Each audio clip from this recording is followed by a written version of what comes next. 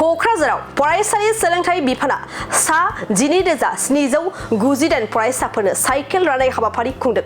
गिबि मन्थ्रिनि जुनिया बिथांखिनि गेजेरजों आसामाव गासै सा 3,69,454 फरायसाफोरनो साइकेल होनाय बायदि दिनैबो क'क्राझार ग्रीन फिल्डआव सोलोंसाफोरा गाहाम गियान नागिरनायाव गोजान दावबायनो हायो बेखौ नोजोर होनानै आसाम सरकारनि सोलोंथाइ बिफाना फरायसाफोरनो साइकेल राननाय हाबाफारि लादों।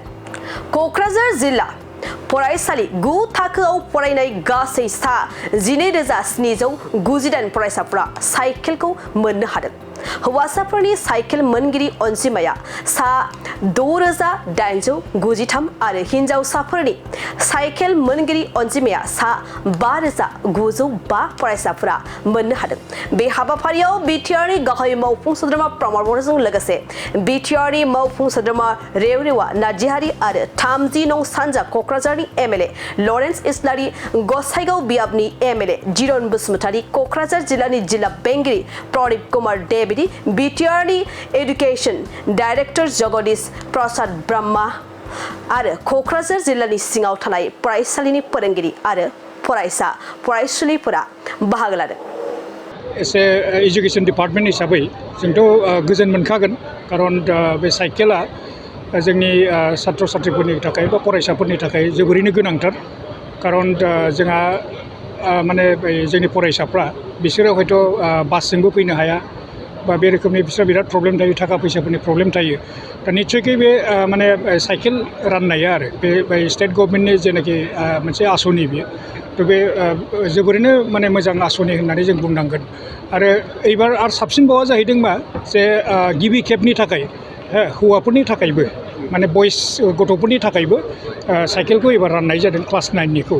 गतिके आगोल हिन्जावफोरनि थाखायल' होदोंमोन, खिन्थु एबार हौवाफोरनि थाखायबो होनाय जादों। गतिके बे गासिबखौबो थारमाने माने बै हिन्जावफ्रानो जा बा हौवाफ्रानो जा दा बेहाय जथेस्थ' बेनिफिट जागोन। आरो आं सानो आरो जे बेबायदि साइकेल डिस्ट्रिबिउसन खालामनायाव जोंनि जेनाखि एटेन्डेन्स, फरायसाफोरनि जेनाखि एटेन्डेन्स, बे एटेन्डेन्सआ निस्सयकै एसे बारा जागोन। आरो लोगोसे जोंनि बे ड्रप आउटआबो हयथ' निस्सयकै बारा जागोन। खारन बे कमिउनिकेसननि थाखायनो गोबां रोखोमनि गथ'फ्रा स्कुलाव फैनो बायो। दाथ' साइकेल गोदान मोनबाय, थ' डेफिनेटलि बिसोर फैगोन। आरो क्लास 9आथ' बिराद इम्परटेन्ट बिसोरनि थाखाय मोनसे स्टेज आरो दा बेनि थाखायनो निस्सयकै जों माने गिबियावनो जोंनि आसामनि मुख्यमन्त्रि डक्टर हिमन्त बिश्व शर्मा सारखौ जोङो धन्यबाद ज्ञापन खालामनांगोन। आरो लोगोसे जोंहा जिहेतु दिनै बेवहाय चिफ गेस्ट हिसाबै जोंना अनारेबल चिफ एक्जिकिउटिभ मेम्बार प्रमद सार फैदों आरो गोबां एमएलए इएमफोर फैदों। गतिके बिथांमोनखौबो जों धन्यबाद जों ज्ञापन खालामनांगोन। 12,798 जोंहा साइकेल जों डिस्ट्रिबिउट खालामगोन। आरो दिनै जों फर्मेलि माने 10थाल' जों खालामदों, 7 जों हिन्जावफोरनि थाखाय आरो बयसफोरनि थाखाय 7। बाखि जोङो गाबोननिफ्राय राननो थाखाय आं एनाउन्समेन्ट होदों।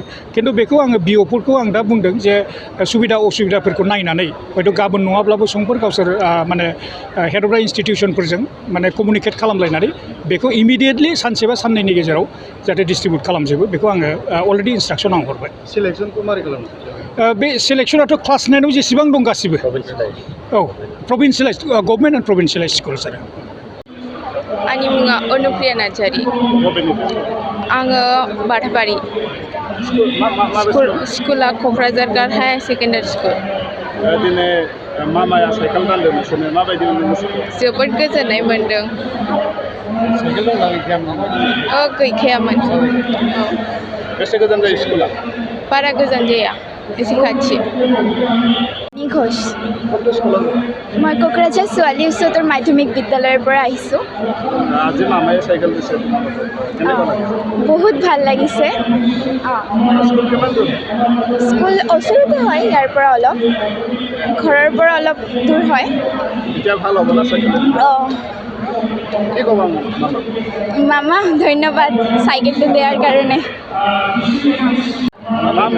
জীৱাঞ্জলি ব্ৰহ্ম, बबे स्कुलनिफ्राय? गार्लस। मा गामि? दाताबारि। दिनै नोंसोरनो मामाया साइकेल रानदों, माबायदि मोनदों गोसोखौ? मोजां। थिथागुरि हाइ इंलिश स्कुल। दिनै जे नोंसोरनो मामाया साइकेल रानदों, माबायदि मोनदों गोसोखौ? मोजां मोनो। मा बुंगोन मामाखौ? हा?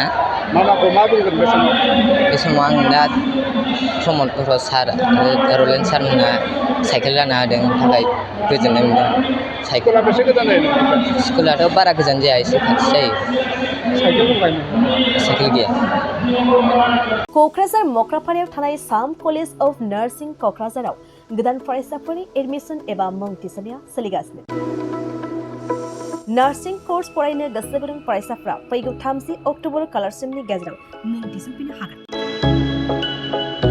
क'क्राझार सोहोरनि खोला फारसे मक्रापारायाव थानाय साम कलेज अफ नार्सिं क'क्राझारा निउ दिल्लीयाव थानाय इन्डियान नार्सिं काउन्सिल आरो गुवाहाटीयाव थानाय Assam nurse midwives and health visitors काउन्सिलनि सिङाव एफिलिएटेड जानायजों लोगोसे गभर्नमेन्ट अफ आसामनि हेल्थ एन्ड फेमिलि वेलफेयार डिपार्टमेन्टजों गनायथि होजानाय गंसे गाहाम खाबु थानाय साम कलेज अफ नार्सिं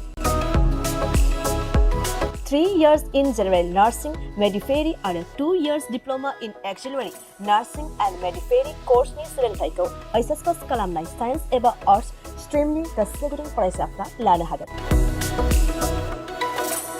साम कलेज अफ नार्सिं क'क्राझाराव फरायसाफोरनि थाखाय digital classroom library facilities computer laboratory nursing foundation laboratory community health nursing and nutrition laboratory OBC Pediatrics Laboratory, Field Clinical Science Laboratory, Clinical Training आरो हस्टेलनि थाखाय 4-storied RCC Residential Building लोगोसे बासजों थांलाय फैलायनि गाहाम खाबुफोरखौ होनाय जायो आबुङै मिन्थिनो थाखाय 9854550697 नङाब्ला 9854300175 मबाइल नम्बराव खौरां लाहरनो हागोन जोंना दा साम कलेजाव एडमिसना जागासिनो दङ 31 अक्ट'बरसिम आरो बिनि उनावहाय जोंहा स्टुडेन्टफोरनि थाखाय फेसिलिटि दङ बेहाय 3 years कर्स आरो हस्टेल फेसिलिटि दङ आरो हस्टेलाव थांलाय फैलायनि थाखाय गारिबो दङ आरो जों ट्रेनिंनि थाखाय 3 years कर्सआव जोंहा गासैबो फेसिलिटि दंजोबो प्रेक्टिकेलनि थाखाय प्रेक्टिकेलबो जोंना मोजाङै जायो आरो बे प्रेक्टिकेल समावबो जोङो हस्पिटालाव लांलाय लाबोलाय खालामो जोंहा एक्सट्रा गारि दङ आरो स्टुडेन्टफोरनि थाखाय हस्टेल फेसिलिटिबो जोंहा दङ क्वालिफिकेसना जाहैबाय जिएनएमनि थाखाय हायार सेकेन्डारि पास जानांगौ बिहेखि साइन्सबा साबसिन जायो खिन्थु जों आर्ट्सनिखौबो लायो आरो एएनएमनि थाखायबो हायार सेकेन्डारि पास एएनएम कर्सआ 2 years कर्स जिएनएमआ 3 years कर्स